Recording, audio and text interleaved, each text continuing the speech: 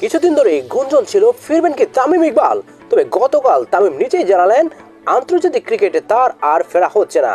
ক্রিকেটের এই মহাতারকা তার অবসরের মধ্য দিয়ে বন্ধ করলেন একটি উজ্জ্বল অধ্যায়।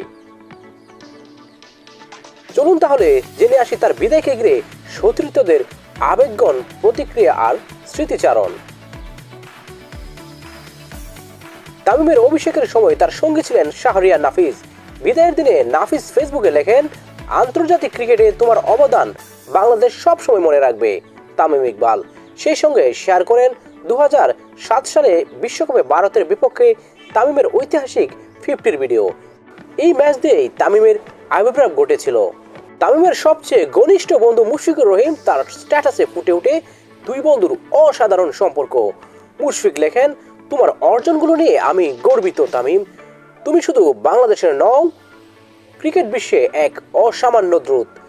দুবাইয়ে 2018 এশিয়া কাপে বাংলা হাত নিয়ে তামিমের ব্যাট করার স্মৃতি উল্লেখ করে মুশফিক বলেন, এটাই তোমার দেশের প্রতি নিবেদন আর খেলাটার প্রতি ভালোবাসা প্রকাশ করে।